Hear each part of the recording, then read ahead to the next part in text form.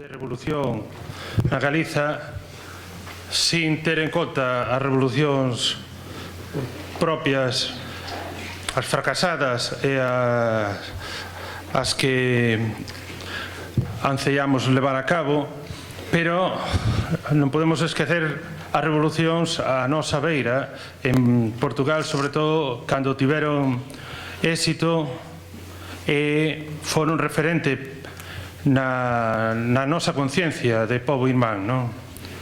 É o 40 aniversario do 25 de abril e desde a aula Castelao tiñamos moito interese en a parte da parte filosófica ou teórica do que este concepto ter presente a experiencia práctica de quen ten executado, ten realizado, ten levado a cabo un proceso revolucionario.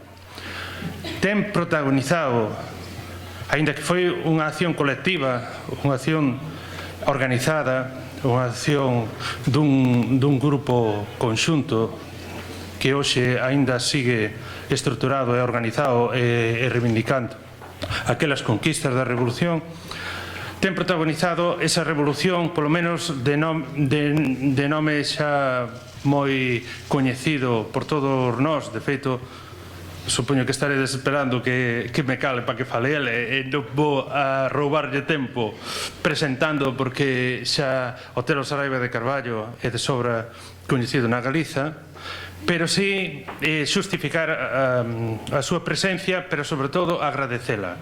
Hai que ter en conta en que datas estamos, a axenda que ten Otelo e todos os capitáns de abril nestes días, que aparte dos actos que rexeitan por razóns ideolóxicas, como é o que recentemente temos escoitado a respecto da participación na Cámara dos Deputados, nas Cortes, o equivalente ás Cortes en Portugal, por non permitírselle intervir, por non permitírselle falar. Hai moitos outros que tuveron que rexeitar porque evidentemente non poden estar en todas partes, e moito menos fora do seu país nestes días, pero fixo un esforzo polo aprecio que ten cara a Galiza e cara a nós, en estar hoxe aquí, non o 25 como quixéramos, pero polo menos 3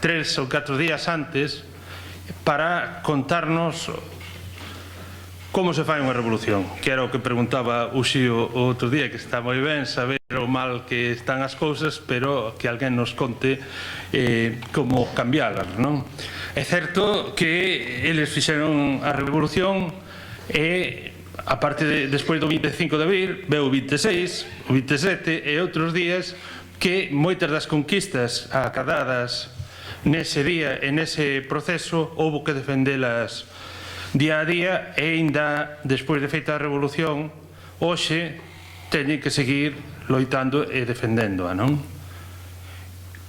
Sabedes que a Constitución portuguesa é unha das máis reformadas do mundo.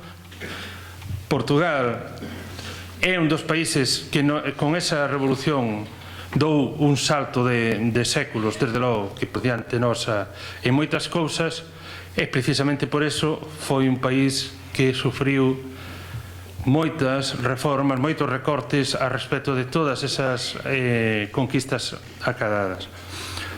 Otelo Saraiva de Carballo, sabedes o papel que tivo como protagonista da organización e da execución das accións dese día, dese 25 de abril, pero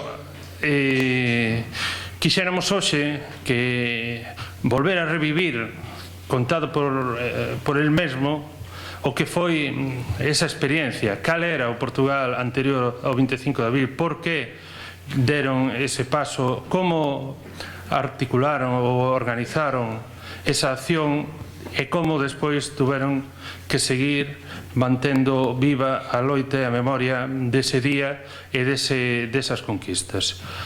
Así que, bueno, sen máis, deixo vos co hoxe hoxe coronel daquela maior do exército portugués, ainda que reformado xa, ou xubilado nos nosos términos,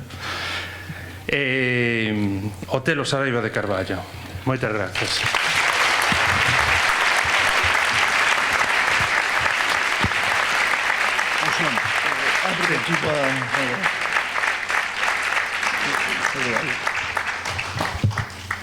Julgo que, se hablar despacio, como se diz em castelhano, vocês entenderão o meu português.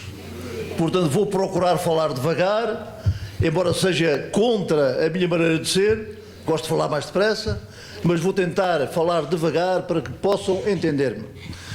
Muito obrigado a todos, boa tarde a todos, antes de mais nada, muito obrigado pela vossa presença, e eu estou aqui hoje para vos falar de um acontecimento notável, que aconteceu há 40 anos atrás. Portanto, esta sessão está integrada naquilo que pode ser considerada a comemoração dos 40 anos do 25 de Abril de 1974. Nesse dia memorável, 25 de Abril de 1974, um grupo de elementos, oficiais, sargentos e praças, soldados e cabos do exército português, com alguns elementos da Força Aérea, oficiais da Força Aérea e alguns oficiais da Marinha Portuguesa, derrubaram em 17 horas um regime ditatorial que começou com 6 anos de ditadura militar, seguidos de 42 anos de ditadura fascista. Em 17 horas derrubou esse regime para reconquistar a liberdade para o povo português, reconquistar a dignidade, reconquistar o conceito de cidadania de um cidadão que se sente um cidadão livre num país livre. Estamos a comemorar o que aconteceu nesse dia, uma operação militar levada a efeito com rigor, com eficácia, e que de norte a sul de Portugal, desde o Minho até o Algarve, teve essa audácia, seguida da generosidade enorme com que os capitães de Abril executaram essa operação militar, exclusivamente militar, que foi denominada Viragem Histórica, Operação Viragem Histórica.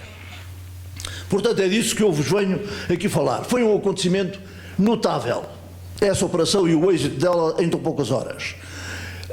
O 25 de Abril fica na memória de todos os portugueses e, para o nosso orgulho, é considerada uma das revoluções, se não a revolução mais bonita, mais romântica, mais formidavelmente executada, conhecida em todo o mundo como tal. O meu camarada Vasco Lourenço, com quem eu tive já antagonismos vários de um ponto de vista de execução e de ideologia, diz sempre, quando fala sobre o 25 de Abril, que, na opinião dele, o 25 de Abril, ou seja, a Operação Viragem Histórica, foi a mais bem planeada e mais bem executada da história das Forças Armadas Portuguesas. O que a mim me enche de orgulho, porque fui desse acontecimento um orgulhoso protagonista. E é na condição de protagonista que eu me proponho falar-vos do 25 de Abril, da Operação Viragem Histórica, mas pedindo desde já ao João Garrido que me interrompa quando considerar que eu já estou a falar demais. Porque quando eu começo a falar do 25 de Abril, como eu sou doutorado honoris causa em 25 de Abril, eu tenho tendência a entrar em detalhes, em pormenores, que podem não interessar nada à assistência, e posso estar aqui 5 horas a usar da palavra até me cansar. Portanto, vamos começar. Ora bem, porquê é que acontece o 25 de Abril? Eu digo sempre isto como introito e que acho fundamental. Se não tivesse existido em Portugal uma guerra colonial travada nas colónias de Guiné, Angola e Moçambique, não é possível que não tivesse havido um 25 de Abril. A guerra colonial foi determinante para que o 25 de Abril tivesse sido possível. E é por isso que eu digo sempre que Salazar foi o principal obreiro avant la lettre, antes da existência, o principal obreiro do 25 de Abril. Porque foi o Salazar, em minha opinião, que em vez de procurar, desde logo, antes que ela se iniciasse, uma solução política para uma guerra colonial que havia de vir, que era fatal que viesse no caminho da história, Salazar não só procurou de imediato essa solução política, como, pelo contrário, preparou as Forças Armadas Portuguesas para uma guerra que havia de vir, ele não sabia quando.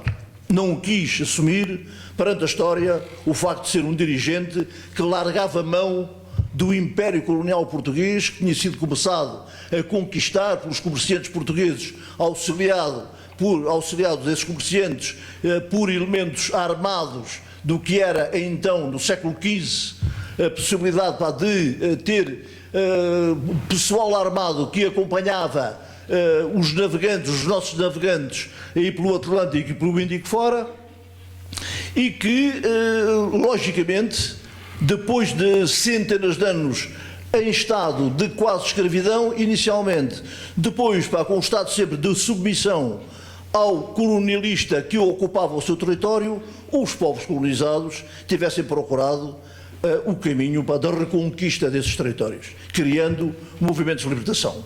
Porquê é que eu digo que Salazar foi o culpado da guerra colonial? Porque depois da Segunda Guerra Mundial, 39-45, 2 anos depois, iniciam-se movimentos fundamentais, mais cedo que isso, um ano depois, iniciam-se movimentos fundamentais, o primeiro dos quais é retumbante. Em 1947, depois de uma ação persistente de desobediência cívica, de resistência passiva, sob a liderança de Mahatma Gandhi, a Índia, que era a joia da coroa britânica, do Império Colonial Britânico, a Índia torna-se independente. Foi um espanto em todo o mundo como é que a Inglaterra deixava a sua colónia da Índia. Isto foi de tal forma notável que outras possessões ultramarinas, outras colónias, procuraram também o caminho da autodeterminação, da independência. Anos mais tarde, em 1955 já, 8 anos depois, cria-se em Bandung, na Indonésia, o movimento dos não alinhados. E esse movimento dos não alinhados, desde logo, tem como um dos objetivos principais o total apoio que possa ser concedido pelos países não alinhados a movimentos de libertação que vão surgindo nas várias colónias. Colónias britânicas, colónias francesas, colónias italianas, holandesas, portuguesas também. Em 1956, um ano depois de Bandung, em setembro de 56, um engenheiro agrónomo licenciado em Portugal, chamado Amílcar Cabral, funda na Guiné o Partido Africano para a Independência da Guiné e Cabo Verde, o PAIGC. Em dezembro do mesmo ano, 56, o mesmo Amílcar Cabral está a desempenhar funções de engenheiro agrónomo em Angola, outra colónia portuguesa, e é um dos fundadores do Movimento Popular para a Libertação de Angola, que fica a ser liderado pelo doutor médico Agostinho Neto, formado, licenciado também na Faculdade de Medicina em Lisboa.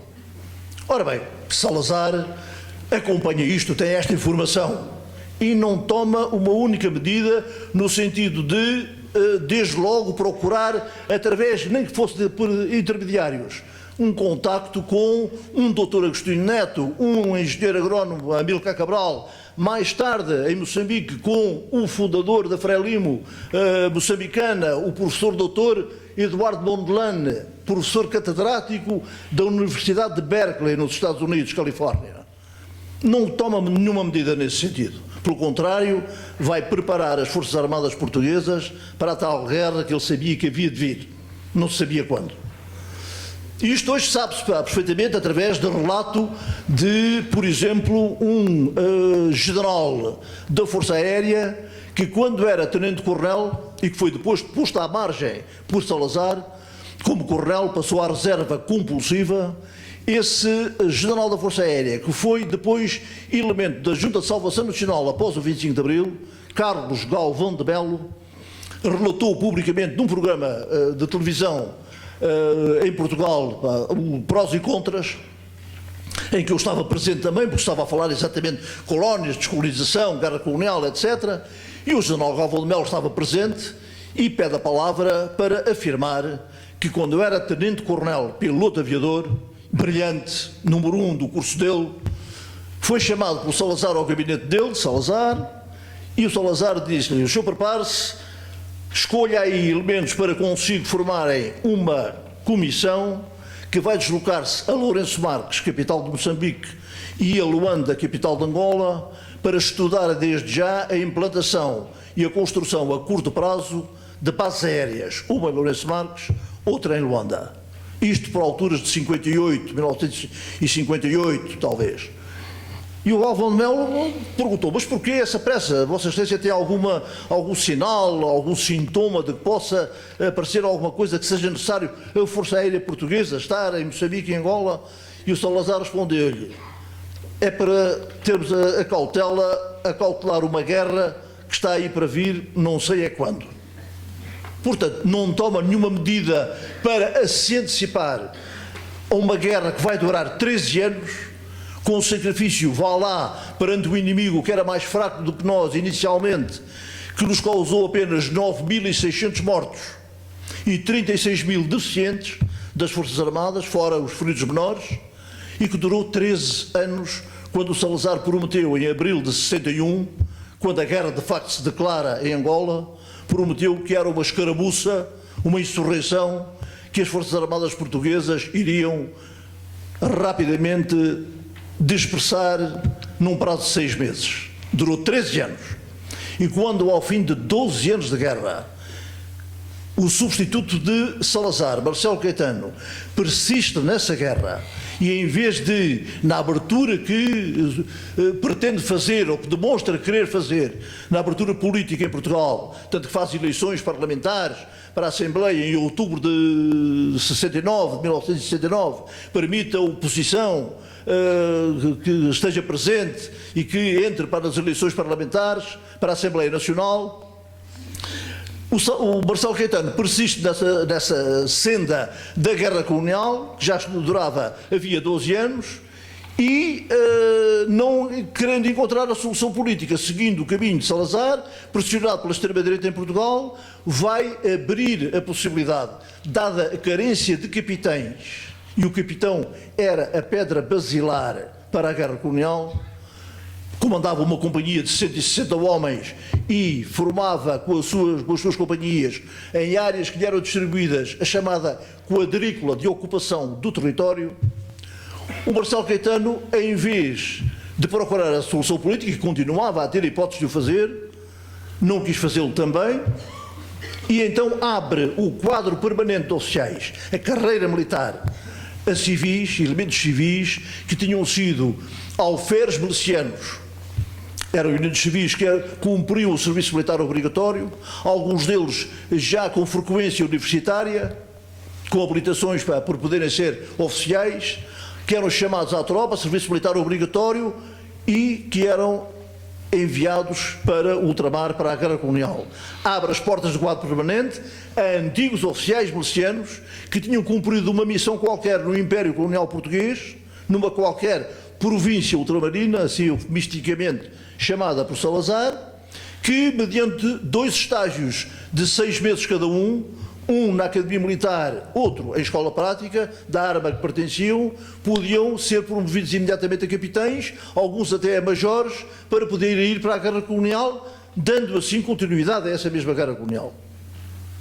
Ora, foi contra isto que se insurgiram os capitães do quadro permanente, considerando que, ao fim de 12 anos de guerra, quando já havia generais com prestígio no exército português e até com prestígio internacional, que consideravam e diziam que aquela guerra não podia ser ganha pela força das armas, não podia ser ganha militarmente, tinha que ser encontrada a solução política para terminar com a guerra, que levava do orçamento de Estado português, 40% do orçamento de Estado em Portugal eram destinados ao Ministério da Defesa Nacional para manter a guerra colonial, um depauperamento tremendo da população portuguesa, das famílias portuguesas, um medo terrível de que o namorado, o filho, o marido, o pai fossem para a guerra e não viessem de lá vivos ou viessem de lá deficientes. As famílias portuguesas já deitavam a guerra pelos olhos, estavam ansiosas pela tal solução que travasse e impedisse a continuidade da guerra, e o Marcelo Caetano abre a possibilidade para desses civis que tinham feito a tropa, tinham cumprido uma comissão militar, estavam na vida civil, poderem ingressar, mediante esses estágios que eu já referi, semestrais, no quadro permanente, serem oficiais do quadro permanente, rapidamente ascenderem a capitão ou major para poder continuar a guerra colonial. Isto porque a frequência da Academia Militar tinha diminuído drasticamente e a frequência dos cursos da Academia Militar estava reduzidíssima. Isto é, não havia todos os anos fornadas de jovens oficiais do quadro permanente a prepararem-se para irem para a guerra colonial. Basta dizer, como exemplo, que o meu curso de artilharia, e que não era o maior era o de infantaria, mas o meu curso tinha 31 cadetes saídos da Academia Militar em 1959, que em 61, no início da Guerra Colonial, partem todos como alferes para a Guerra Colonial. Quando eu regressei da Guiné como capitão, em 73, fui colocado na Academia Militar como professor. E o curso que eu lecionava, o curso de cadetes da Academia, era formado por 5 cadetes. Reparem, em poucos anos, de 31 para 5. E esse curso de cadetes da Academia Militar finalistas já era considerado um curso muito bom, porque normalmente eram 2, 3. E realmente uma Academia Militar que tem cursos de 2 alunos, de 3 alunos, tem que fechar as portas. Não dá uma despesa desgraçada manter uma academia para cursos de 2, 3 alunos. Foi contra isso que se surgiram os capitães do quadro permanente, os capitães do Exército, porque afinal o governo também continuava a não estar interessado em encontrar a solução política para terminar com a guerra colonial, e então esse movimento dos capitães tornou-se reivindicativo, apresentou protestos e obrigou, passados poucos meses, em outubro de 73, obrigou o governo a recuar e a revogar os decretos que tinham levado à admissão no quadro permanente dos tais antigos oficiais milicianos. A partir daí, houve camaradas nossos que consideraram a vitória alcançada e regressaram às suas unidades. Mas, felizmente, a maior parte dos capitães, do movimento dos capitães, tendo ganho consciência do poder que tinham, e que já eram cerca de 700 capitães a reivindicar a revogação dos decretos, através de manifestos abaixo-assinados que foram entregues no gabinete do Marcelo Caetano, do Presidente do Conselho de Ministros, contra os decretos. O Marcelo Caetano revogou os decretos finalmente, os capitães ganharam consciência desse poder e a maior parte começou a pensar, bem, então nós, com esta força que temos, podemos travar a guerra colonial demitindo o governo.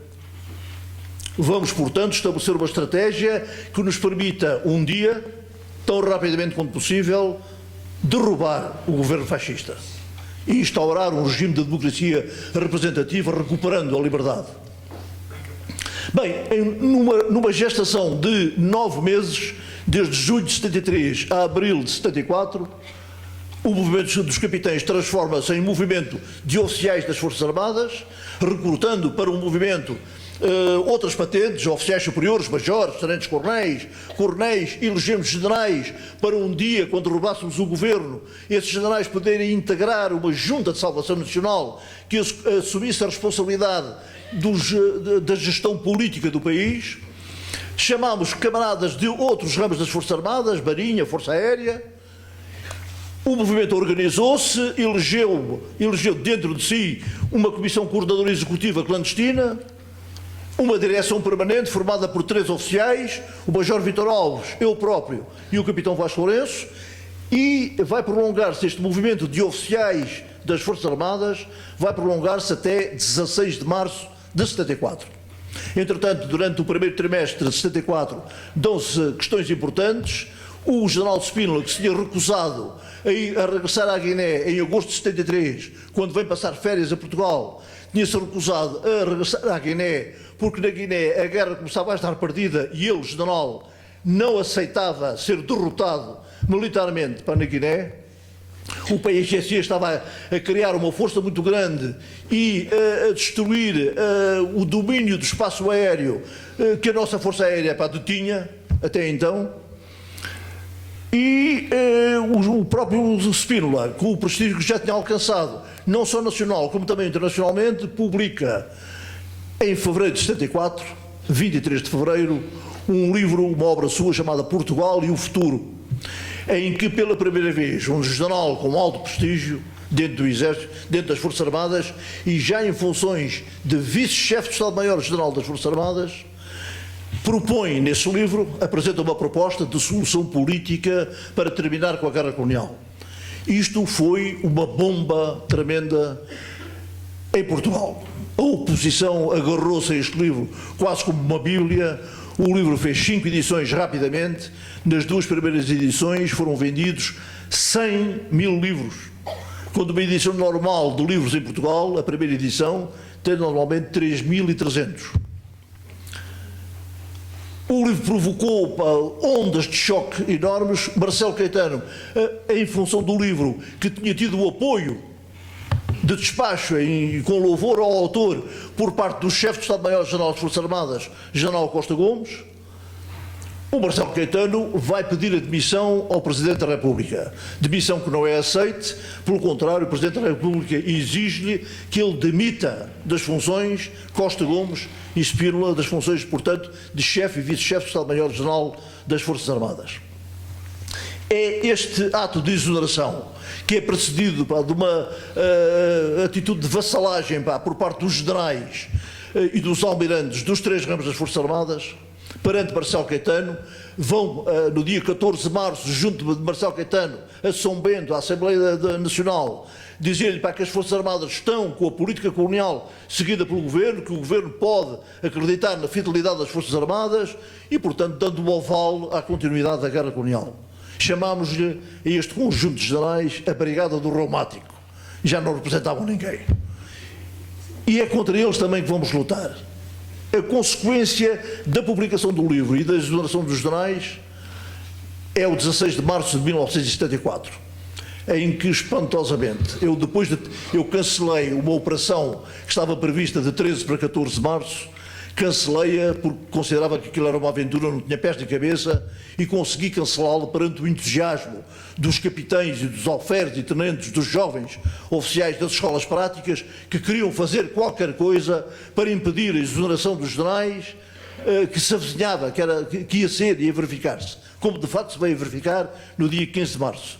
No dia 16, que era um sábado, ainda por cima, inopinadamente, e eu, quando estava cheio de esperança de que nenhuma unidade saísse dos quartéis, sei que às 4 da manhã uma coluna de 200 homens, em 14 viaturas militares, vem das Caldas da Rainha para Lisboa, de norte para sul, portanto, para fazer qualquer coisa, não sabia bem o quê, para impedir a exoneração dos generais ou para exigir para que os generais não fossem exonerados. Bem, o 16 de março foi um desastre, 200 militares presos, e entretanto eu estive no terreno, porque eu participei também, acabei por participar no 16 de março. Não fui preso por uma unha negra, por 30 segundos, por uma brigada da PIDE que já estava no terreno, a prender oficiais do quadro permanente, oficiais do movimento, de oficiais das Forças Armadas. Não fui preso por um milagre. E pude observar no terreno a constituição das forças governamentais, que se iriam opor a uma coluna militar que vinha do norte. Já sabia que era só uma coluna. E isso deu a chamada ideia de manobra. Uma semana depois do 16 de março, eu pude reunir 21 camaradas em Oeiras, num andar de um capitão de cavalaria, eu e o Vítor Alves, dado que o Vasco Lourenço já tinha sido compulsivamente transferido para os Açores, para o arquipélago dos Açores, para a Ponta Delgada. E aí eu expliquei o que tinha sido o 16 de março e propus aos meus camaradas elaborar uma ordem de operações que nos lançasse numa operação militar decisiva, em que rapidamente, considerando o efeito de surpresa, a confiança mútua que se estabelecia entre mim e os meus camaradas, acreditando eles que eu iria cumprir aquilo que prometia, e a minha confiança que eu depositava neles, sabendo que quando eu lhes desse uma missão, essa missão seria cumprida, gerou-se esse estado de confiança, conseguimos manter espantosamente o efeito de surpresa até a meio da operação, praticamente, da operação militar Viragem Histórica, e tivemos tive a sorte de conseguir recrutar na Academia Militar um professor engenheiro de transmissões, que tinha sido meu contemporâneo na Academia, e de quem sou muito amigo, o Amadeu Garcia dos Santos, que elaborou um notável anexo de transmissões à minha ordem de operações. A partir desse dia 24 de março, em 3 semanas, eu concluí escrevi de um lado e do outro, 26 folhas de formato A4, em que esmiuçava completamente o que é que iríamos fazer, em que dava a cada unidade uma missão a cumprir, ou uma conquista de objetivos, ou uma ida para a fronteira para retirar de lá a guarda fiscal do poder, para substituir essa guarda fiscal, impedindo o trânsito de pessoas e automóveis entre Portugal e Espanha. Tive sempre receio para que pudesse ser invocado o Pacto Ibérico pelo Marcelo Caetano e pedir a Franco que bombardeasse forças nossas, dado que a nossa Força Aérea poderia pôr reticências a qualquer bombardeamento ordenado pelo Governo. Felizmente, a partir do dia 15, pude dar a ordem ao Garcia dos Santos. Ele elaborou esse anexo de transmissões, que me entregou no dia 23. No dia 23 à tarde, num banco do Parque Eduardo VII, com a minha maleta James Bond, sentei-me num banco, fiquei à espera que os meus camaradas que andavam por ali a circular e que eu já tinha convocado para esse dia, viessem ter comigo um a um ao banco. Eu abria a pasta, dava-lhes as instruções finais, dava-lhes um jornal fascista, que era o símbolo que ele devia levar debaixo do braço quando fosse às unidades entregar essas instruções finais, e as senhas rádio que eu tinha conseguido obter, 2 canções e depois do adeus e o Grande La Vila Morena, com essas indicações finais para serem entregues também nas unidades militares que iam participar na ação. Portanto, os meus camaradas capitães, majores, levaram esse material todo, um anexo de transmissões para também entregar nas unidades aonde se iriam deslocar. E às 14 horas do dia 24 de abril eu tive a última comunicação de que estava tudo entregue. A partir daí, a última coisa que eu fiz antes de ir para o posto de mando foi ir ter com o ajudante do General Spino, o ajudante de campo, e dizer-lhe que vai ser agora. Eu vou sair daqui, vou para o posto de comando que está montado no Regimento de Engenharia da Pontinha, e tu vais imediatamente para a casa do General, ficas lá com ele que chama os amigos dele, e vão acompanhando aqui às 11 horas da noite o E Depois do Adeus, nos emissores associados de Lisboa. Entre a meia-noite e a meia-noite e meia escutem o programa limite da Rádio Renascença para ouvirem o Grande La Vila Morena, e a partir daí sabem que a operação está em marcha. Ninguém pode recuar face à missão que lhe foi dada. E pronto, e tudo aconteceu assim, felizmente, não houve grandes sobressaltos durante o dia, a operação decorreu mais do que aquilo que eu tinha previsto, porque falharam missões de grupos de comandos, que eu tinha destinado sobretudo à detenção de oficiais de unidades que nos eram adversas, unidades militares que eram contra nós, que eram unidades do regime. Mas, felizmente, foi possível superar toda essa atividade governamental, que foi apanhada perfeitamente de surpresa. O Garcia dos Santos tinha conseguido montar um sistema de escutas, não montou ele, o sistema já estava montado, simplesmente aproveitou, foi o sistema de escutas que estava montado na Escola Prática de Transmissões, que funciona ali em Lisboa, perto do Largo da Graça. E estavam lá camaradas nossos, capitães, a fazer a escuta das redes governamentais, não só internas em Portugal, como também com o ultramar, e tudo aquilo que tinha interesse para a operação, eles transmitiam imediatamente para o posto de comando, através de uma linha telefónica direta que o Garcia dos Santos tinha conseguido também mandar montar oficialmente da Escola Prática de Transmissões, em Sapadores, para a Pontinha, numa extensão de cerca de 5 km. Montagem essa que ficou pronta às 5h30 da tarde do dia 24. A partir daí ouvimos, portanto, os sinais, e depois do adeus, às 11 horas, lançado para o ar por um primeiro cabo que eu tinha conhecido, de quem era amigo, tinha conhecido na Guiné-Bissau, na minha última comissão. À meia-noite e 20 ouvimos ansiosos o Grande La Vila Morena, e portanto aí o alias Jactaes da sorte está lançada, e vamos agora ver o que é que vai acontecer. E portanto a partir das 3 da manhã começámos a receber a indicação dada pelas unidades que entravam na operação da conquista dos objetivos que eu tinha determinado.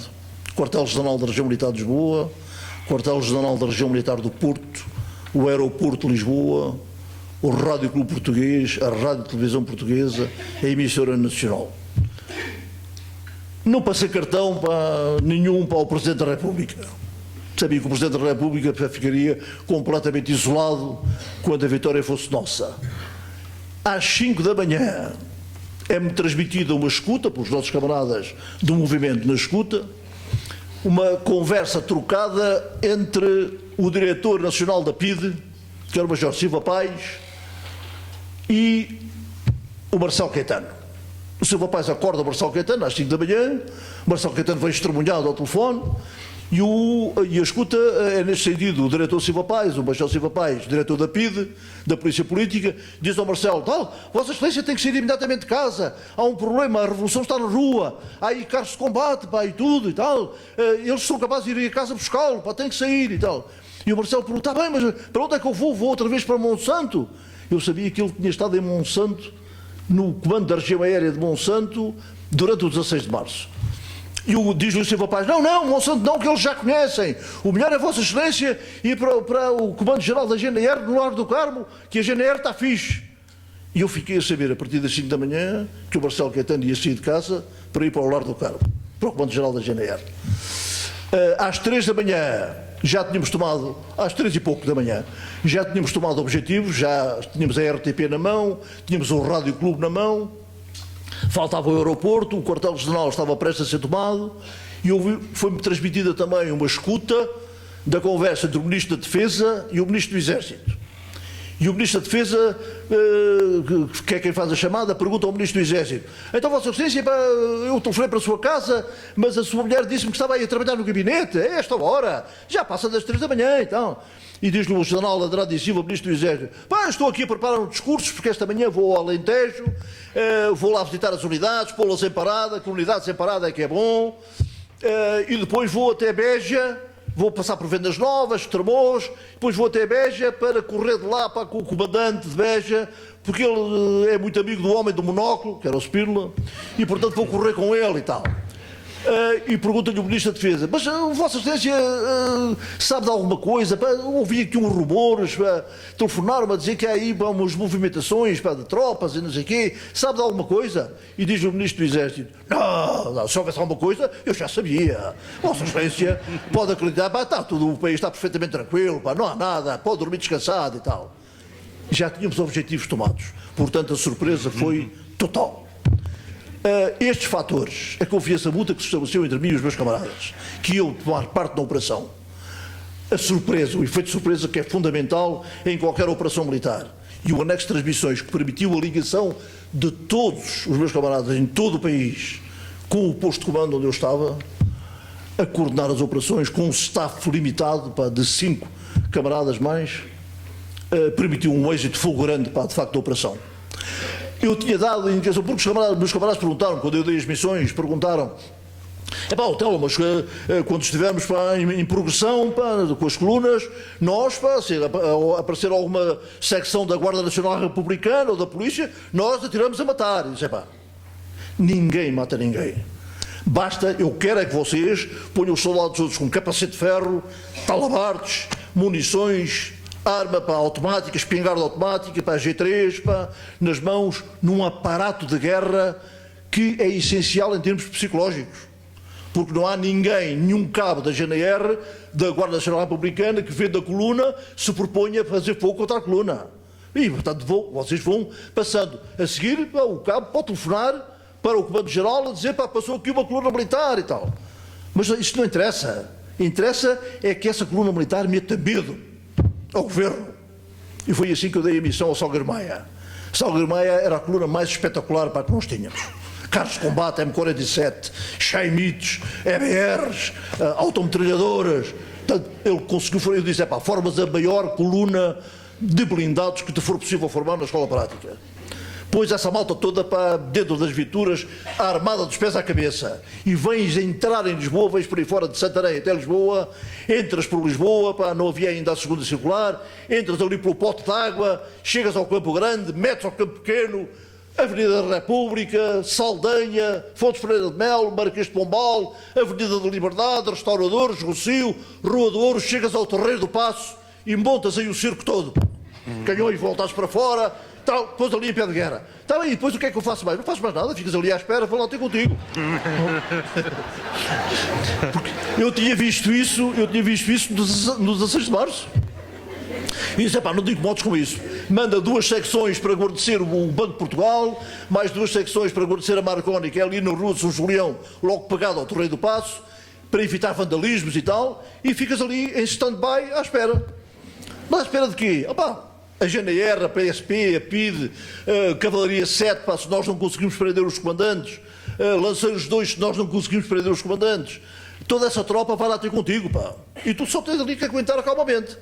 Ninguém te vai dar tiros nenhuns. Porque não se opõe, tem receio de que tu mandes disparar um canhão de um carro de combate, e arrebentes ali com aquilo tudo. Portanto, ninguém se vai opor. Ficas ali à espera e vais obtendo rendições.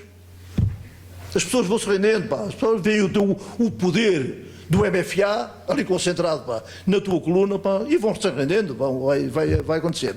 E de facto assim aconteceu. Pelas 11 da manhã, no entanto, o Salgueiro Maia pede uma nova missão. Porque diz, tenho aqui o Terreiro do Paço, está cheio de milhares de pessoas, civis, que já estão a subir para cima dos carros de combate, eu não sei o que é que é de fazer isto e tal. Porque era a aflição de um capitão de cavalaria a comandar a sua coluna de blindados, que de repente vê os blindados invadidos por senhoras, por raparigas, por homens. Ele não sabe o que é que há de fazer aquilo. Dá-me outra missão. E disse, senhor, agarras aí na tua coluna toda, mandas sair o pessoal civil todo, formas a coluna, metes até ao Rocio, sobes a Rua Nova do Carmo, Rua Garrete, e vais cercar o Comando-Geral da GNR, porque o indicativo de Marcelo Caetano era Coelho. Porque o Coelho está na toca. Ele foi à lista dos indicativos, Coelho é Marcelo. Não, senhor. Fez isto, cercou o quartel-general da GNR, e eu queria que a rendição do governo fosse feita na pessoa do Salgueiro Maia. Mas o Salgueiro Maia hesitou muito, porque o sentido da hierarquia do pessoal da cavalaria é muito forte. E tanto que o Ministro do Exército estava a trabalhar no gabinete dele no Terreiro do Paço, o Salgueiro Maia pede-me às 5 da manhã do Terreiro do Paço, quando chega ao Terreiro do Paço, entra em ligação comigo via rádio, e pede, Oscar, peço aqui imediatamente a presença de um oficial superior. Oficiais superiores são major, tenente-coronel e coronel. E eu perguntei-lhe, um oficial superior, mas para que é que és um oficial superior? E diz-me ele, porque o Ministro do Exército está no gabinete. E disse, ok, mas eu tinha-te dito, se ele lá estivesse no gabinete, ias lá prendê-lo. E diz-me o Salgueiro Maia, não posso, mas não posso porquê? O regulamento disciplinar militar diz que um oficial-general só pode ser preso, no mínimo, por um oficial superior. E eu sou só capitão.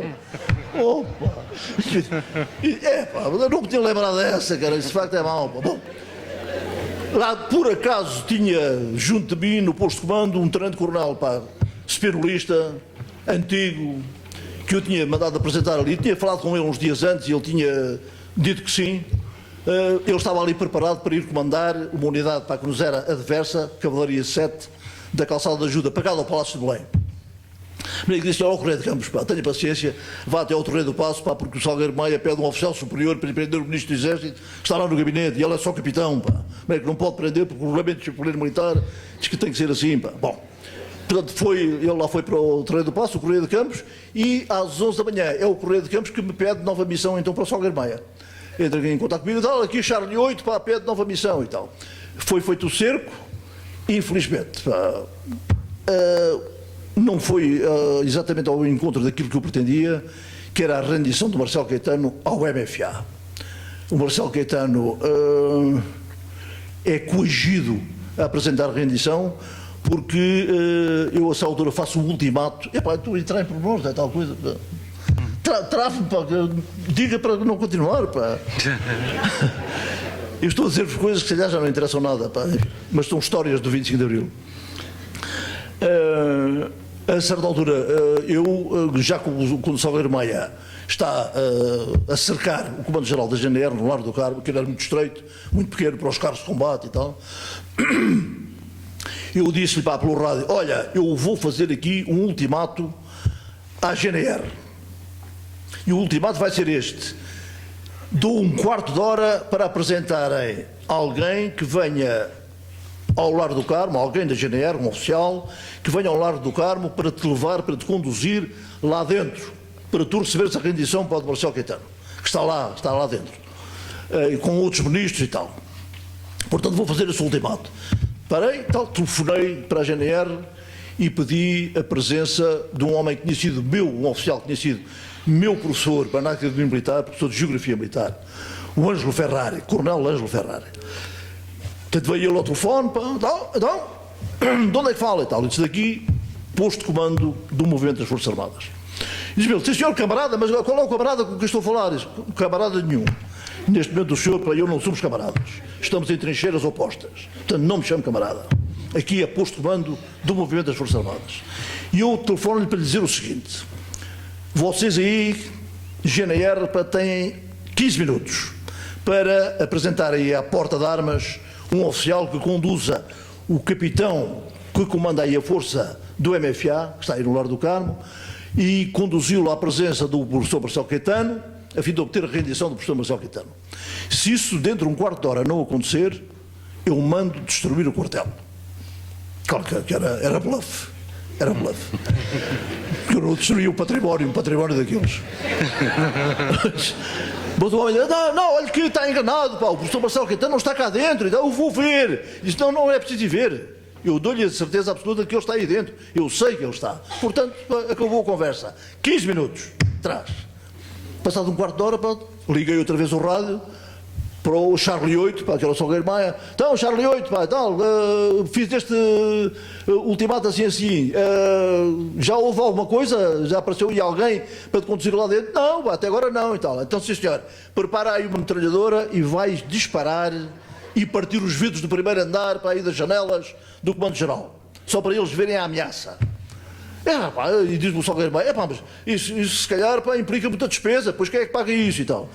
E só, pá, deixa lá isso, pá, e depois vê-se, pá, partir vidros, pá, uma coisa que também não custa assim tanto. A malta paga isso para o Orçamento do Estado, pá, e tal, não há problema. Bom, isso, vá, Salgueiro Maia, pá, pistola metralhadora, pá, melhor, pá, arrebenta aí com os vidros das janelas do primeiro andar. Houve ali excitação ainda e tal, não? Até que a essa altura, pá, estava agarrado ao rádio, ouvi a rajada de metralhadora, e os vidros todos a partirem e tal, e isso, aquilo soou-me bem. E disse, pronto, ok, sim senhor, e tal, vamos ver o que é que acontece. Eu não sabia, no reconhecimento que tinha feito, não sabia que aquelas janelas do primeiro andar que dão para o Largo do Carmo eram janelas de quartos da família do General Comandante. Portanto, a mulher e os filhos do General Comandante vão junto dele, para aos gritos, a dizerem para que ele tem que exigir ao Marcelo Caetano a rendição. Senão eles, os bandidos que estão lá fora, vão arrebentar com o quartel e morremos aqui todos. Os oficiais da GNR colaboram nisso e tal, e fazem pressão sobre o comandante, e o general vai então ao gabinete dele, onde tinha alojado o Marcelo Caetano, dizer-lhe, para a Vossa Excelência, tenha paciência, mas tem que se render, porque senão destroem-me o quartel, eu tenho aqui família, pá, e tal, é de maneira que não pode ser. Tal. E o Marcelo Caetano, pá, telefona então para a casa do Spínola, do general, e o Spínola diz-lhe que não tem nada a ver com o movimento, mas que tem possibilidade de contatar com os da direção do movimento. E que depois lhe dá uma resposta.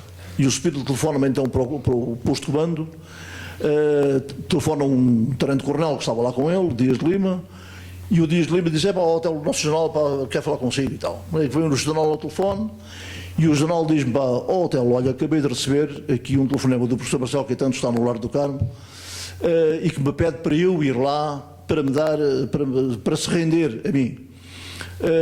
O hotel o que é que pretende fazer? Vai lá ao hotel, manda alguém em seu nome, ou quer que eu vá lá e assuma essa missão para receber o poder e tal. E eu fiz este resumo ao Major Vítor Alves, que já tinha vindo do Estado-Maior do Exército, porque estava a solução controlada, a situação estava controlada no Estado-Maior do Exército, e estava com um outro camarada meu, o tenente-coronel Xarais, e disse-lhes, o general está a dizer isto insensado, algum de vocês quer ir por mim, que eu não posso sair daqui, algum de vocês quer ir lá receber o poder, E o Vítor Alves disse, não, então o general Spínola foi eleito por nós para pertencer à junta, pronto, é um homem nosso, ele que vá lá e que assume essa função. E eu, ao telefone, disse, pronto, meu general considera-se mandatado pelo movimento das Forças Armadas e dirige-se ao Lar do Carmo para receber o poder das mãos do professor Marcelo Caetano. E pronto, o Spínola cumpriu essa missão, o Marcelo Caetano foi... E agora, nesta rememoração que eu estou a fazer, vou contar-vos aqui mais duas coisas importantes. O Marcelo Caetano vem, eu tinha dito para os meus camaradas que todos os oficiais, ministros, etc., que fossem detidos, eram recolhidos à área do posto de comando da Pontinha, porque eu tinha organizado, tinha mandado preparar uma caserna pegada ao posto de comando para alojar essa gente toda com camas e tal, para camas de soldado, que era o que havia assim em maior profusão, e eles acabaram por ficar instalados em quartos de oficiais. Era o Almirante Henrique Terreiro, o Ministro dos Negócios Estrangeiros Rui Patrício e tal, e o Marcelo Caetano.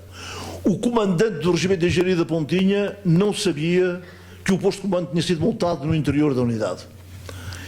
E às 7 horas, quando ele vai para a unidade para corresponder à entrada em prevenção rigorosa das unidades, quem vai recebê-lo à porta era um camarada meu, também professor na Academia Militar, que já tinha sido segundo comandante do Regimento de Engenharia da Pontinha e que fazia parte do meu staff ali no posto de comando. E eu pedi-lhe, Lopes Pires, vai no stand lá abaixo, está a chegar o comandante, porque da guarda telefonaram, está aqui o nosso comandante. E o Lopes Pires foi receber o comandante e explicou-lhe, o Lopes da Conceição, desculpa, mas o posto de comando do MFA está montado aqui dentro. Aqui ninguém me disse nada e tal. O homem ficou todo irado. Então, mas quem é que está a receber o poder e tal? E é o general Spínola. Pronto, então se é o general Spínola está bem. Então, o próprio comandante, quando chegam os detidos do Lar do Carmo, instala o Marcelo Caetano no quarto dele, comandante. Não, Vossa Excelência, faça favor. Então, instalou no quarto. Os outros ministros foram instalados em quartos de oficiais. Passaram ali uma noite, porque no dia seguinte um camarada meu da Força Aérea, o Costa Martins, capitão Costa Martins, já tinha, por ordem de indicação minha, tinha preparado para um avião da Cota para levar Presidente da República, Marcelo Caetano, mais os ministros para que estivessem com ele e tal, para a Madeira, para a Ilha da Madeira, para os afastar de qualquer tumulto, para que houvesse qualquer precipitação popular e tal. Portanto, dormiram essa noite no Regimento de Engenharia da Pontinha. No dia seguinte, às 7 da manhã, o Lopes Pires vai ao quarto do comandante para avisar por Sr. Marcelo Caetano de que está uma viatura já preparada para o levar para o aeroporto, a fim de apanhar o avião para a Madeira. E o Marcelo Caetano, sim senhor, abre a porta, sim senhor, agarra no saco com umas coisas, com uma muda de roupa e tal, e dirige-se para o carro, desce as escadas do prédio e dirige-se para o carro. Quando vai entrar no carro, põe o saco, volta-se para trás, o Lopes Pires faz a continência e o Marcelo Caetano dirige-se, estende a mão e diz: Sr. Tenente-Coronel, quero agradecer na sua pessoa a deferência e a cordialidade enorme com que eu fui aqui recebido, apesar da minha rendição com que eu fui aqui recebido. Eu que esperava ser maltratado de alguma forma, agradeço muito a si e a todos vós a forma como aqui me trataram. Nunca mais esquecerei. Pronto, tomou lugar no carro, foi para o aeroporto. Por outro lado, na noite de 25, estavam também oficiais detidos, Cavalaria 7, que se tinham rendido ao Salgueiro Maia e tinham sido conduzidos lá também para o Regimento de Engenharia da Pontinha. Onde é que onde almoçar? Não lhes demos ração de combate, nem nada. Foram almoçar na messe de oficiais. Portanto, juntamente com os oficiais da unidade. E com um ou dois oficiais do posto de comando, entre eles o Major Santos Osório. E o Major Santos Osório, quando chega à altura do jantar, o jantar está pronto e tal, dirige-se ao Tenente-Coronel Fernando Almeida, que era o segundo comandante de Cavalaria 7, e diz: meu Tenente-Coronel, vamos jantar, faça favor, ocupa a presidência da mesa. E o Fernando Almeida, para o Tenente-Coronel detido, diz-lhe: Sr. Osório, mas eu estou aqui detido e tal. Não deixa por isso de ser Tenente-Coronel e o mais antigo de nós. Faça favor. E o Fernando Almeida ocupou a presidência de uma mesa sendo um oficial detido. Isto para vos dizer do cavalheirismo e do sentido de responsabilidade com que nós, de facto, quisemos fazer a mais bela revolução que Portugal já conheceu, e que o mundo talvez tenha já conhecido. Pronto, muito obrigado pela vossa atenção. Se quiserem fazer perguntas, muito obrigado.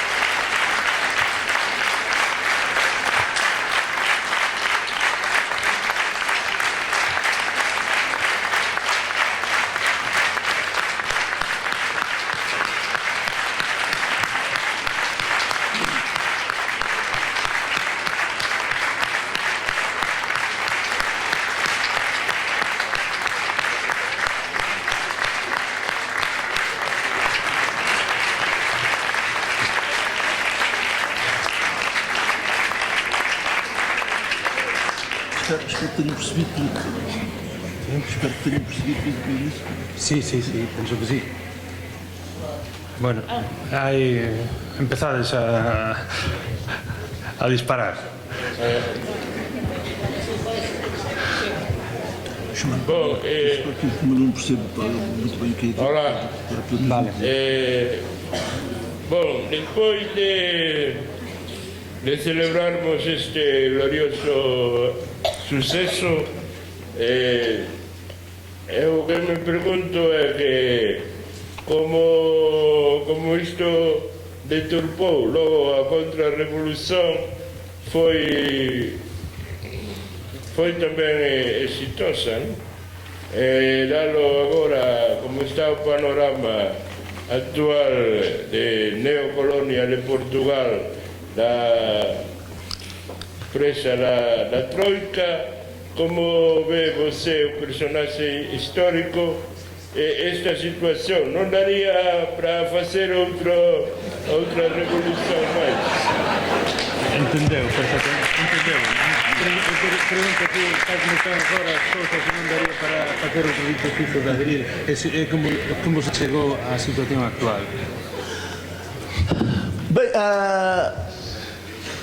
aqui há 40 anos, quando fizemos o 25 de Abril, a nossa perspectiva foi a perspectiva de um cumprimento de missão. Ninguém nos mandou fazer o 25 de Abril, fomos nós que decidimos fazer aquela operação militar em 25 de Abril de 64, que levou à queda do fascismo em Portugal. Portanto, foi com um espírito enorme de missão e de profunda generosidade. Considerámos que 48 anos de fascismo era já demasiado, era um povo que estava oprimido e que vivia num estado policial em permanente medo de ser denunciado pela polícia política, poder ser preso, exilado, etc. E daí que nem sequer quando o Spínola chega ao posto de comando na tarde de 25, depois de vir do Lar do Carmo, dá-me um grande abraço e diz-me logo: vocês fizeram uma coisa extraordinária, isto foi uma coisa fantástica, sim senhor, eu quero imediatamente promover por distinção todos os que aqui estão e vão ser condecorados com a Torre Espada e tal. E nós dissemos: meu general, não aceitamos nada, nós fizemos isto com espírito de missão e não queremos nem louvores, nem condecorações, nem promoção por distinção nenhuma. Daqui, não, nós não queremos nada disso. Esse espírito de missão e essa generosidade levaram-nos a considerar que o que estava agora em causa era o bem-estar do povo, depois de 48 anos de fascismo. E pusemos isto no programa político do MFA, dizendo para todos os governos que a seguir ficarem instalados no poder, por eleição ou por designação, devem tomar medidas imediatas no sentido de elevar o nível cultural, o nível social, o nível económico do povo português, sobretudo tendo em atenção as classes sociais mais desfavorecidas. E, portanto, isto eram tudo desígnios marcados pelo MFA. Simplesmente, o MFA, tão rapidamente quanto possível, abandonou o poder. A perspectiva era essa exatamente. Era tão depressa como possível. E estava escrito no programa, no prazo máximo de um ano, serão realizadas eleições livres, pela primeira vez na história do país, eleições livres para uma Assembleia Constituinte, que elabora uma nova Constituição, pondo de lado a Constituição salazarista, elaborada por Salazar, e que tinha sido promulgada em 1933. Ficou sem efeito. No prazo máximo de 2 anos serão realizadas eleições livres para uma Assembleia da República. E, portanto, é necessário que haja partidos a formarem-se. E abrimos imediatamente as portas a que partidos novos surgissem, se formassem, e que aqueles que já existiam, como era o caso do Partido Comunista e a Ação Socialista Portuguesa, que já se tinha transformado em partido em abril de 73, pudessem surgir livremente e competir eleitoralmente para alcançar resultados que pusessem deputados seus no Parlamento. Portanto, desligámos do poder, tão depressa quanto possível, para que não persistisse a ideia que pudesse ser considerada a nível exterior, a nível do mundo, e pela própria população portuguesa, ou pelos detratores, por aqueles que, desde logo, iniciaram um combate contra o MFA e contra a nova situação, portanto, elementos do regime acabado de cair, que pudessem acusar-nos de estarmos a lançar novamente uma ditadura militar. Há camaradas meus que consideram que devíamos ter conservado o poder durante mais tempo, enquanto não houvesse uma clarificação da situação em Portugal, da situação do poder. Mas considerámos que era preferível não o fazer.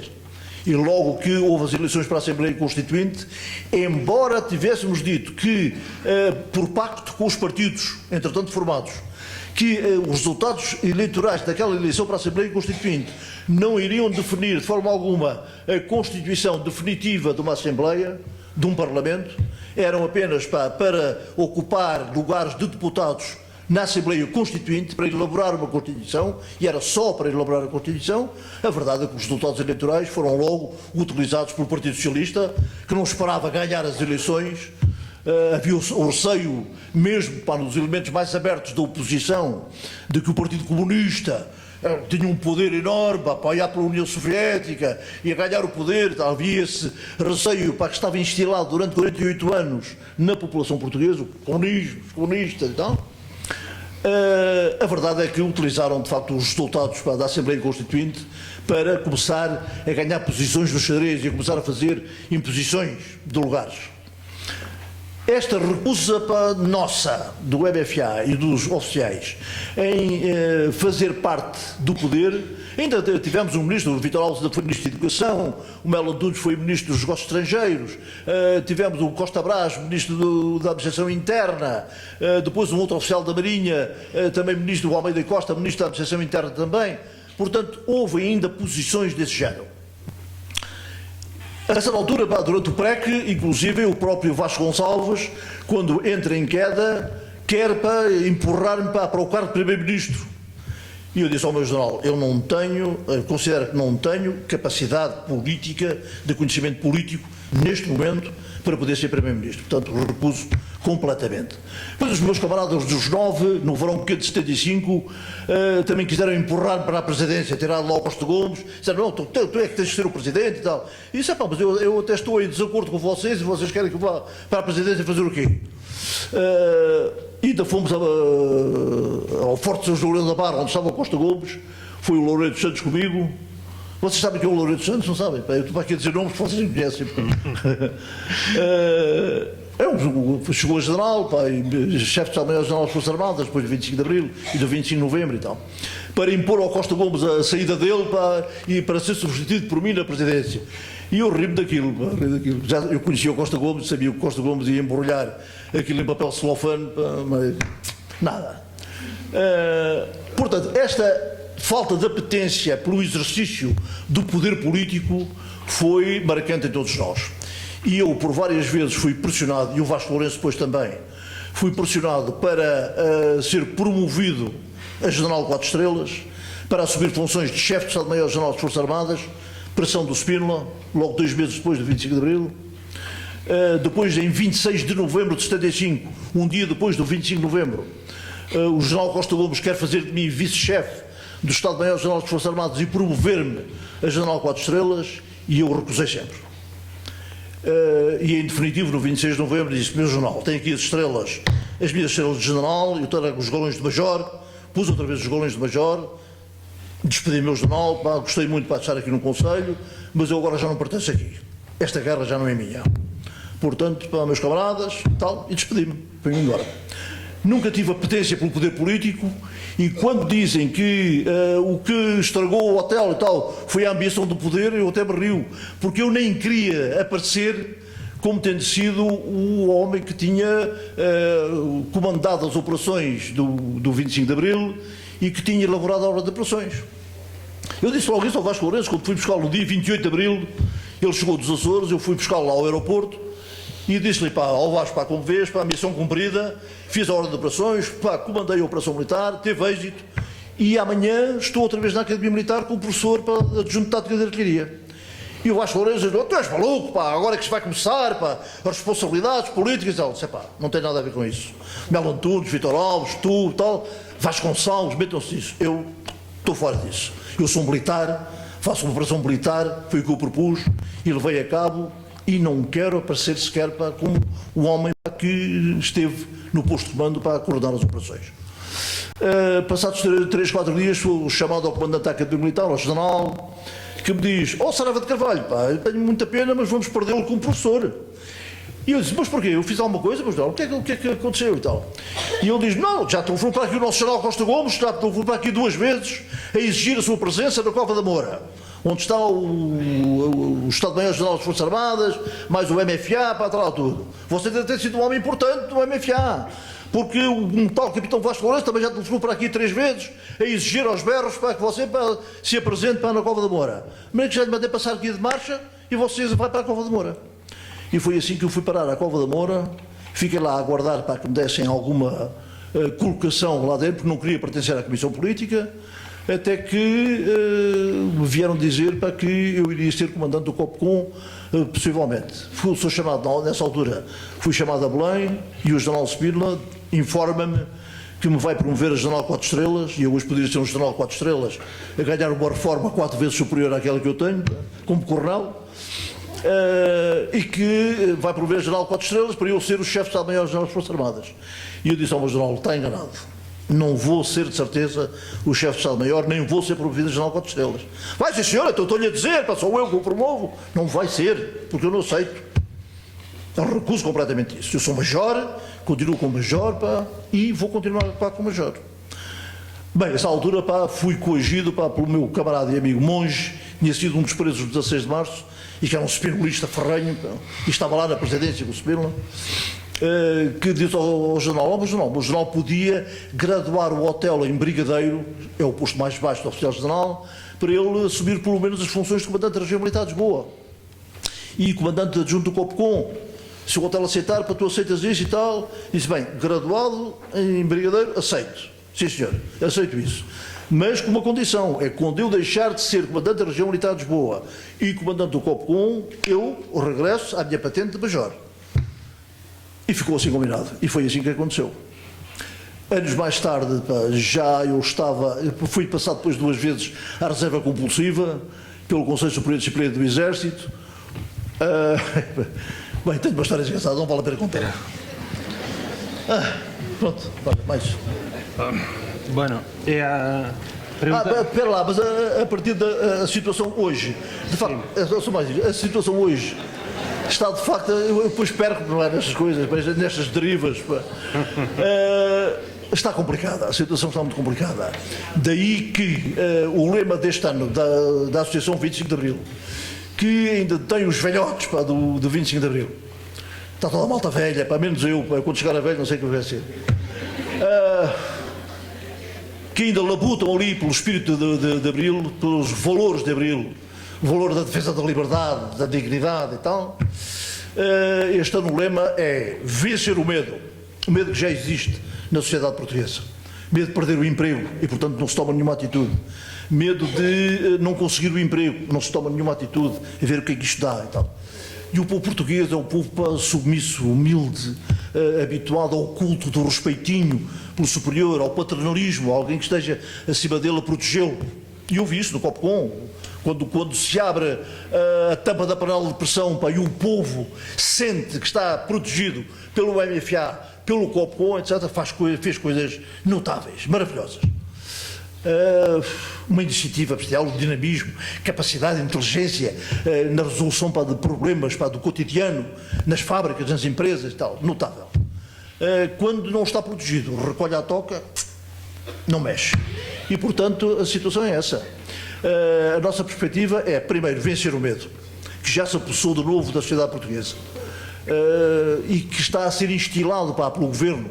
O nosso Governo está a procurar destruir a coesão entre as famílias portuguesas, pondo os velhos reformados contra os novos, dizendo para os novos, o problema para os velhos, as reformas que nós pagamos aos velhos vão impedir para que daqui a uns anos vocês tenham direito à vossa reforma. Então, portanto, põem os velhos contra os novos, os empregados contra os desempregados, porque os desempregados querem cobiçar para os lugares daqueles que estão empregados, porque não têm nada.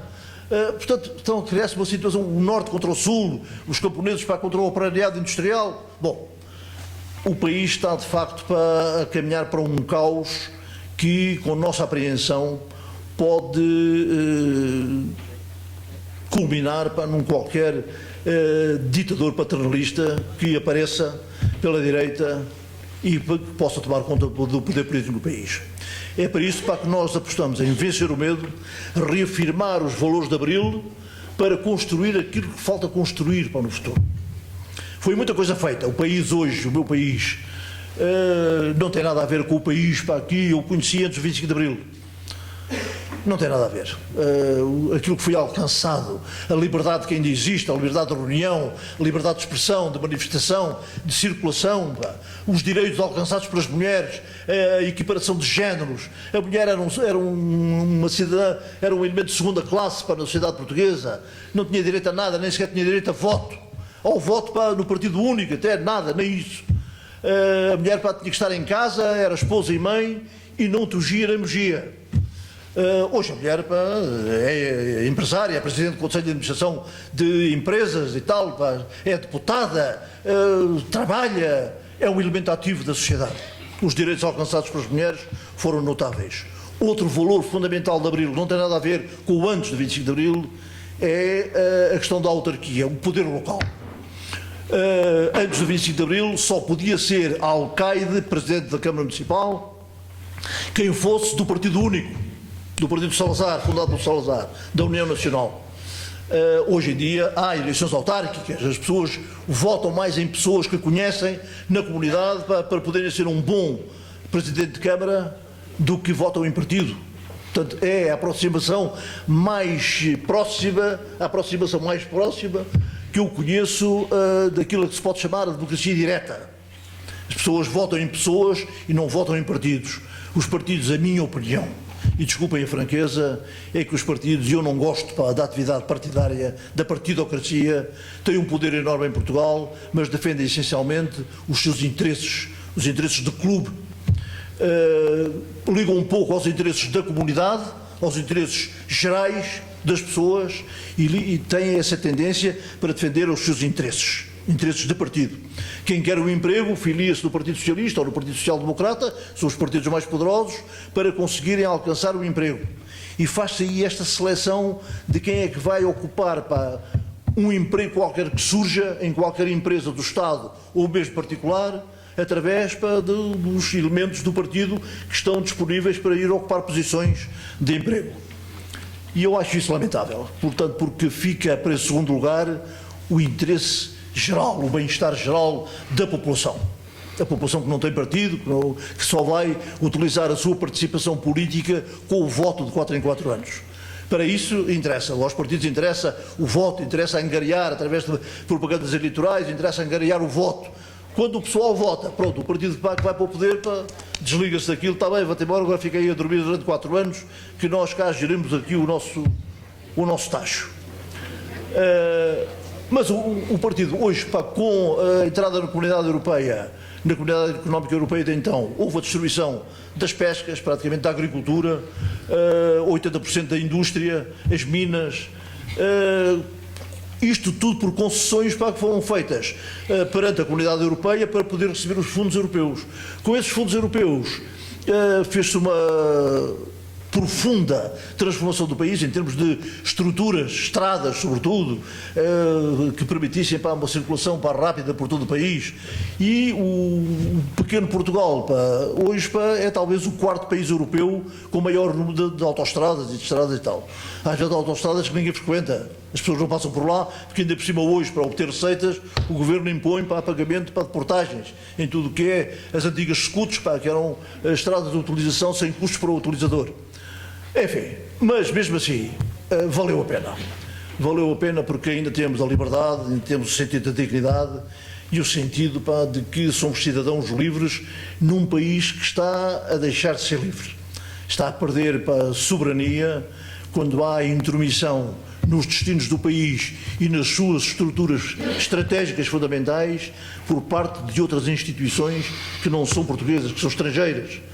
E a Troika, pá, é um caso disso. O FMI, pá, já se propõe em Portugal para dizer, pá, quantos elementos das Forças Armadas é que devem ser retirados, qual é o número, pá, de elementos das Forças Armadas que devem existir, qual é a redução de reformas que devem fazer. E, portanto, há aqui uma intromissão em questões estratégicas, pá, que são, de facto, pá, uma perda de soberania, constitui uma perda de soberania notável. Mas, mesmo assim, valeu a pena. E oxalá que nós consigamos, numa reunião de esforços, pá, muito grande, entre nós e o povo, reconstituir a chamada Aliança Povo-BFA para tentar levar por diante um programa que visa, através de uma crítica persistente e obstinada, levar à queda, pá, do governo e à substituição do panorama que existe atualmente em Portugal.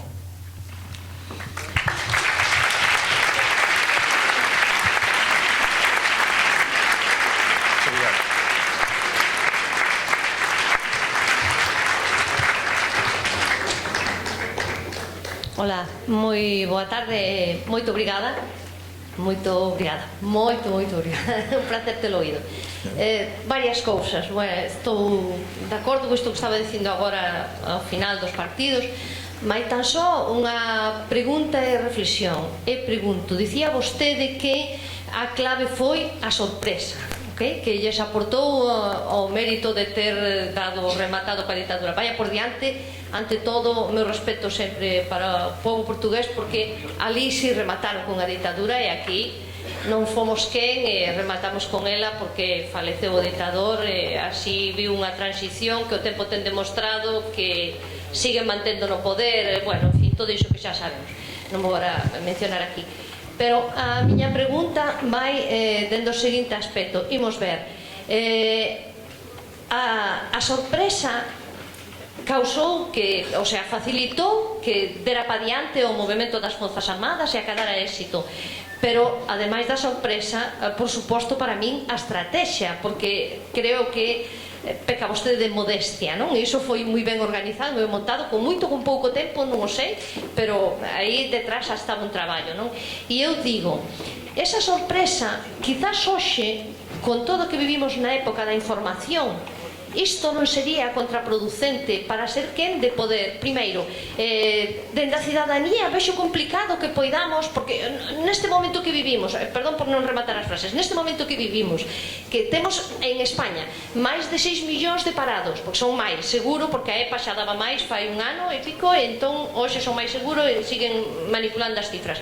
Como é que non se pode poñer freno a isto? Como é que a cidadanía non somos quen de organizar algo para rematar con isto que está acontecendo? Ben, entón digo, vale, corto, sí, perdón, a sorpresa hoxe en día non se podería acadar por motivo de que a través das redes que nos poderían facilitar a comunicación nos traen tamén a súa vez que isto podería fallar por aquí, porque eu sempre me preguntei como é que puideron manter o silencio que non se decataran do outro lado, no goberno, o que vostedes estaban facendo. Moitas grazas, disculpe.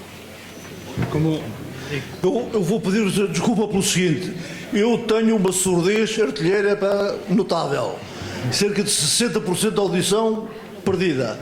Portanto, é por isso que eu estou a ouvi-la, mas não percebo o que é dito. É por isso que eu nem vou ao teatro. Não vale a pena, pá, não percebo o que é que os atores dizem. Portanto, peço aqui ao João Garrido, não é pá, que traduza, diga é que... qual foi a... Como conseguiron o efecto sorpresa de que non se deran conta naqueles tempos, e se hoxe sería posible cos sistemas informáticos e de control que hai, que o goberno poder ser pillado por sorpresa? Certo. Felizmente, o 25 de Abril, a Operação Viragem Histórica foi feita num tempo ainda bom, em que não havia esta tecnologia avançadíssima das redes sociais, do Facebook, do Twitter, do Instagram, etc. E só havia um telefone fixo, nem sequer havia telemóveis nessa altura. E isso tornou possível, foi uma das causas que tornaram possível o efeito de surpresa. O receio que tínhamos era que algum de nós, algum dos militares, em família, dissesse o que é que se estava a passar.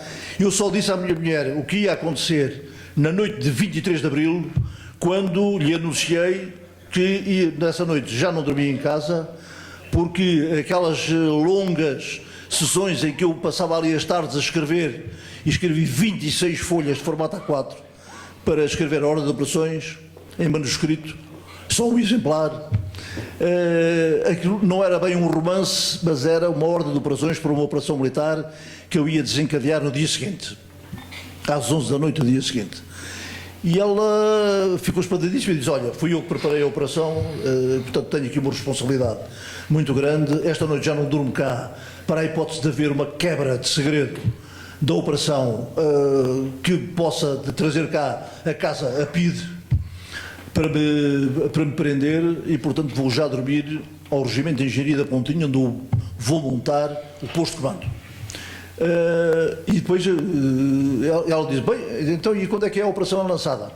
Amanhã, dia 24, à noite, pá, nós não, se quiseres pôr o rádio a trabalhar, vais ouvir o João Paulo Diniz para lançar o E Depois do Deus. Ela disse: bem, então quer dizer, já não vamos à ópera. E eu disse: à ópera? Pois não, ei, irmão, eu tinha comprado bilhetes para a Traviata. Tinha comprado bilhetes na secção cultural e recreativa da Academia Militar, tinha comprado 2 bilhetes para a ópera A Traviata, cantada pela John Sutherland, que era uma soprano La Splendida, tinha essa designação em Itália, ou acho que era La Splendida, uma soprano australiana que estava na altura em grande forma e com grande prestígio, para o Coliseu dos Recreios. E nunca mais me tinha lembrado daquilo, pá. Portanto, e a minha mulher, com o sentido economicista, diz-me: pá, mas amanhã, pá, ainda vais à academia, podes devolver lá para receber o dinheiro e tal. Eu disse: pá, não vou fazer isso, pá, porque depois de eu ter lutado para conseguir os bilhetes e agora devolvê-los e tal, pode levantar desconfianças. Não, ficam os bilhetes, pá, não vamos, e pronto. E a minha mulher, pá, pronto, ficou: está bem, pronto. Tá. E ela perguntou: ouve lá, mas se por acaso vocês perderem, pá, se isto não for como tu dizes, pá, e houver uma derrota e tal. Eu disse: não vai haver de certeza, pá, não. Se por acaso o destino quisesse, pá, que assim fosse e que nós perdêssemos, eu nunca mais devia, porque era preso, era enviado para o campo de concentração do Tarrafal em Cabo Verde e apodrecia por lá. Mas não vai acontecer, pá, e prepara-te, pá, porque na sexta-feira eu venho aqui almoçar, pá, e vamos ir almoçar num restaurante e tal. E ela disse: pronto, ok, está bem, está bem. Desci, pá, e quando ia entrar no carro, pá, para ir para o posto de mando, disse: cara, nem sequer trago uma pistola, pá. Subi outra vez, pá, a casa, pá, para ir buscar a pistola. E a minha mulher, pá, estava sentada na cama, agarrada aos joelhos, pá, chorava desabaladamente, pá. Mas pronto, foi dura essa separação, mas disse: deixa lá, eu garanto-te, pá, que na sexta-feira, entre a 1 e 1h30, eu estou aqui para almoçarmos. Eu tinha um optimismo enorme, pá, e uma segurança muito grande da vitória. E de facto, pá, na sexta-feira eu saio à 1h20 do posto de comando, do Regimento de Engenharia da Pontinha, rumo para casa, quando eu estou a estacionar o carro no estacionamento do prédio. Estava a minha mulher cá fora para pôr o lixo, pá, na casa do lixo e tal. E ela virou-se para trás para ver quem era e disse: pronto, então, vamos almoçar ou quê, pá? E ela ficou bem emocionadíssima e tal, tivemos ali um abraço enorme. Como é que foi possível para manter este segredo? De facto é um espanto. Mas tem toda a razão, é que se utiliza, ainda há poucos dias, na SIC, em Lisboa, em Carrachide, um homem que só trata de questões tecnológicas, das tablets e dos aparelhos vários que vão surgindo de alta tecnologia, só trata disso, é o especialista da estação emissora de rádio e televisão da SIC em Carrachide. Ele convidou-me, pediu-me para eu lhe dar uma pequena entrevista, e a entrevista dele foi exatamente nesse sentido. Perguntou-me, com as redes sociais que existem hoje, com o Facebook, o Twitter e tal, com os telemóveis, como é que era possível fazer hoje o 25 de Abril? E eu disse, teria que repensar totalmente para aquilo que foi feito.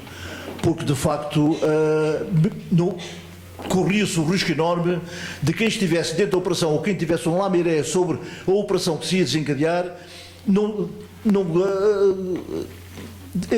evitasse ir a um telemóvel ou ir a uma rede social dizer, então atenção, no dia 25 vai ser lançada uma operação que vai derrubar, vão fiscar livros do governo e tal. Bom, felizmente só havia telefones fixos. Eu nem sequer quis telefone em casa, quando vim da Guiné em setembro de 73, e a minha mulher me disse, agora precisamos de um telefone. Eu disse, não vamos montar telefone. E fiquei sem telefone até depois do 25 de Abril. Exatamente para que não me telefonassem para casa e para que eu não tivesse a tentação de usar o telefone para ligar aos meus companheiros. Eu ia sempre a um micromercado, que é ali a 200 metros de casa, que ainda existe, e telefonava de lá, do telefone fixo do micromercado. E um dos dois irmãos que é proprietário do micromercado, quando eu entro lá, diz-me sempre, Sr. Coronel, aquele telefone é histórico, lembra-se? Quando vinha aqui telefonar e tal. A PIDE ficou convencida, e o Governo também, Marcelo, com o 16 de março tinha acabado o MFA, na altura ainda o Movimento aos Sociais, porque estava tudo centralizado, o próprio Marcelo Caetano e a PIDE e tal estavam centralizadas na figura do Spínola, do general. Era uma figura extremamente atrativa e sabia-se que era um general que estava em contencioso com o governo por causa da questão colonial. Tinha publicado o Portugal e o Futuro. Aparecem no 16 de março elementos spinolistas ligados ao Spínola e, portanto, quando se dá o 16 de março e são presos elementos spinolistas que não tinham tido a mínima participação no 16 de março, são presos também. O governo, Marcelo Caetano e a PIDE ficaram tranquilizados. O Marcelo Caetano, dias depois, faz uma das suas habituais conversas em família. Ele aparecia nos ecrãs da televisão, a sossegar os portugueses, a falar, a dizer o que é que estava a ser feito, o que é que está o desenvolvimento do país, enfim, uma conversa mole ao povo português. E nessa conversa, a seguir ao 16 de março, ele termina dizendo, um pequeno grupo de oficiais há 2 semanas ou há uma semana tentou aí fazer uma ação e tal, sem pés na cabeça, tendente a não se sabe a quê, e tal, porque a situação no país é ótima e tal, mas não tiveram êxito nenhum, e a coisa acabou e tal, reina a ordem em todo o país.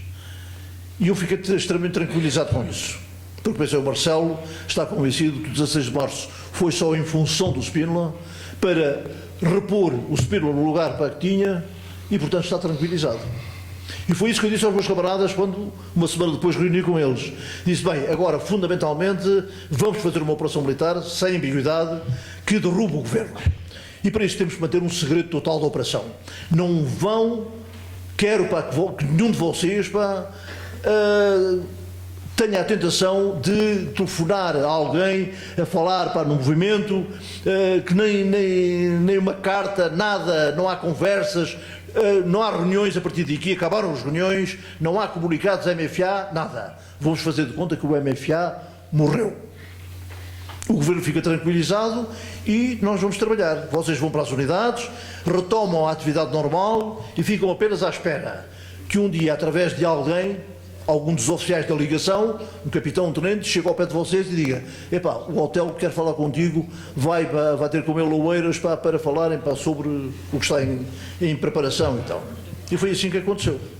Portanto, foi sempre contacto verbal.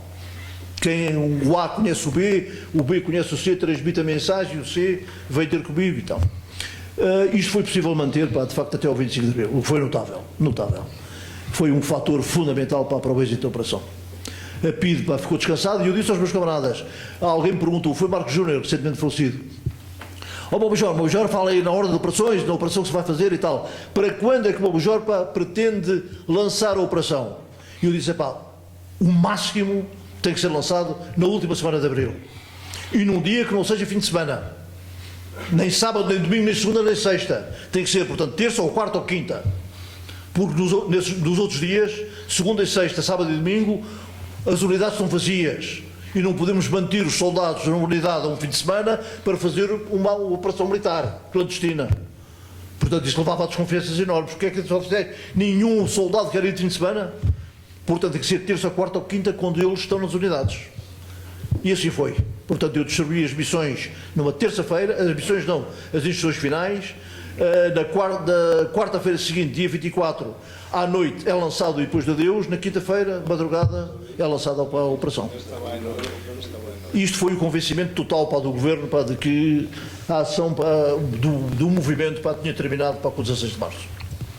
Ben, pido perdón xa pola molestia, que xa todos estamos cansos, non?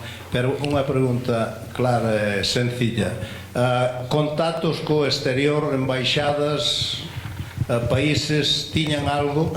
Contactos co exterior con outras embaixadas ou outros países que tiveran apoio aos do movimento? Nada. Não contactei, pá, não tivemos contacto, pá, com nenhuma instituição ou organização civil. Um camarada meu uma vez veio dizer-me, quando sabia que eu estava já a tratar da ordem de operações, era um oficial de ligação, veio dizer, bem, pá, hotel, pá, eu tenho aí, pá, contactos, pá, com um grupo político, julgo que seria o MRPP. E se quiseres o contacto com eles, pá, para na Alameda, pá, Afonso Henriques, pá, ali na Fonte Luminosa, organizarem ali uma sala fusca qualquer que atraia a PIDE, eles não se importam de ir presos e tal, pá, mas estaria a PIDE enquanto nós, pá, tínhamos a possibilidade, pá, de fazer outras coisas e tal. E disse, pá, não vamos, pá, meter aqui ninguém civil.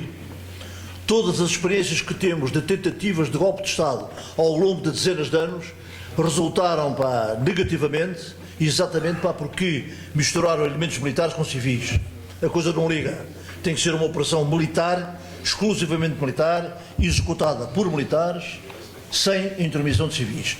Não contatámos com nenhuma embaixada, não tivemos apoio de ninguém, porque não pedimos, não solicitamos. Não era preciso. Nós iríamos fazer a operação, pá, por nós, à nossa inteira responsabilidade. Pero si con militares demócratas do Estado español polo problema do Pacto Ibérico, non? Do movimento das Forças Armadas. Isso, um contato com militares, porque o Almada Contreiras foi um dos dois elementos da Armada que participou no 25 de Abril. Ele era o chefe do Centro de Comunicações da Marinha e passou, desde 24 até 26, passou o tempo todo no Centro de Comunicações também a ouvir e escuta as redes da Armada, da Marinha. E é ele que me dá notícia para o posto de comando de que, através da rede de submarinos, ouviu a ordem dada pelo vice-chefe de Estado-Maior da Armada à fragata G. Coutinho, uma fragata nossa, que estava a tomar parte no Stanaforland, numa esquadra que tinha navios americanos, canadenses e tal, e que ia deslocar-se para saiu o Tejo às 7 da manhã do dia 25 e ia para Nápoles para fazer manobras no Mediterrâneo. E o Almada Contreiras transmite para o posto de comando a ordem que ouviu em escuta do vice-chefe de Estado-Maior da Armada para a nossa fragata, que tomava lugar na esquadra do Stanaforland, para sair da esquadra, subir outra vez o Rio Tejo e ir postar-se em frente ao Terreiro do Paço, pronta para bombardear as forças da Escola Prática de Cavalaria, comandadas por Salgueiro Maia, que estavam no Terreiro do Paço. E eu disse logo que tenho essa escuta feita, essa escuta recebida, eu disse ao Almada Contreiras, sim senhor, está, agora pela mesma rede, faz chegar ao conhecimento do chefe de Estado-Maior da Armada ou do vice-chefe de Estado-Maior que eu tenho uma bateria de artilharia de bocas de fogo no alto do Cristo Rei, em Almada, que se houver alguma ameaça por parte da fragata, eu mando disparar as 6 bocas de fogo sobre a fragata e afundo a fragata. Agora, recentemente, numa mesa redonda, eu e os sobreviventes ainda do posto de comando, estivemos a dar uma longa entrevista, foi uma reportagem feita no posto de comando da Pontinha, que hoje é um espaço museológico, à RTP. E a essa altura o Sancho Osório dizia: bem, eu duvido muito para que uma bateria de artilharia a tirar cá para baixo pudesse afundar a fragata. Isso, pá, está bem, eu também tenho dúvidas, mas não interessa, interessava a ameaça, porque os marinheiros também não sabiam, pá, se iam ao fundo ou não, pá. Era um jogo psicológico, pá. Bom. Mas foi de facto, pá, uma ação, pá, em que houve aqui um conjunto, pá, de vontades e de uma dedicação muito grande à missão, ao cumprimento da missão, que levou de facto ao êxito, pá, do 25 de abril, da operação Viragem Histórica. E o que era mais? Pá, não, dizia pelas relacións do MFA com as organizações militares. O Almada Contreiras era casado com uma senhora espanhola,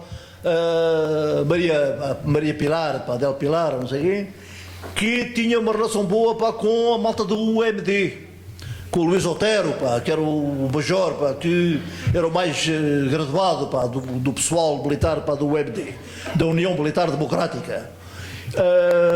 E eles tiveram conhecimento, através do Almada Contreiras, tiveram conhecimento de que estávamos a preparar em Portugal para uma operação que visasse derrubar o regime fascista.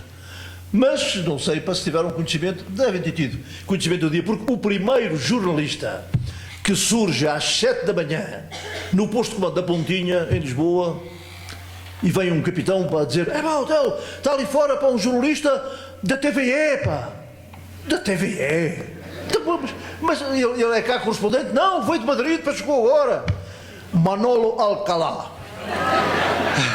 E eu vi cá fora, e eu falei: você é jornalista da TVE? Então somos bem-vindos à hora de Madrid, queremos entrevistá-lo, hombre. Pronto. E ali foi a primeira entrevista que eu dei, enquanto chefiando o posto de comando, foi um jornalista espanhol da televisão espanhola, Manolo Alcalá. Portanto, ele deve ter sabido disso através do pessoal da UMD. Dixolle o Damián. Bueno, hai algunha intervención máis? Porque xa...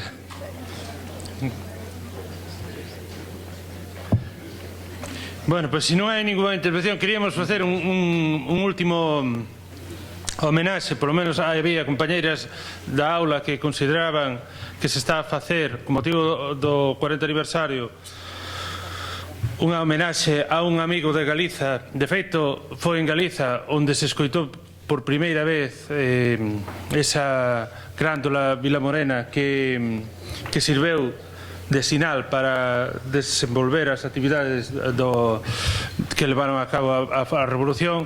Esa homenaxe sería simplemente, polo que vin, repartiron por aí as letras e tratar de poñer a música, a ver se funciona. Música e imaxe. Sería unha interpretación conxunta que creo que participou o propio Otelo e outros membros do MFA, do Movimento das Forzas Armadas, que tuvo lugar con Xosé Afonso, claro, que tivo lugar en Lisboa.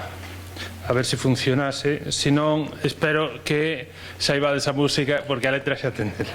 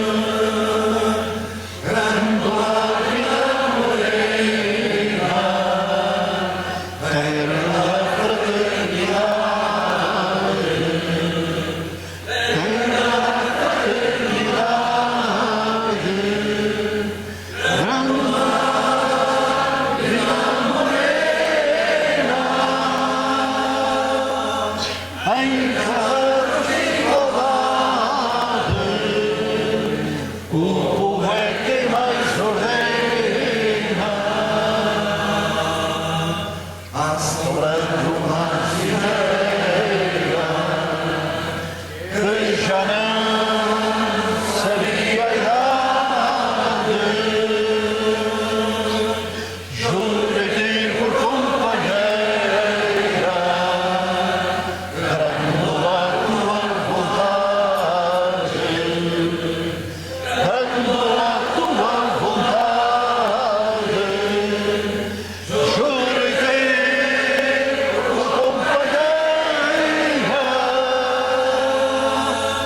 assombrando uma vinheira que já não sabia a idade. Obrigado. 25 de abril sempre.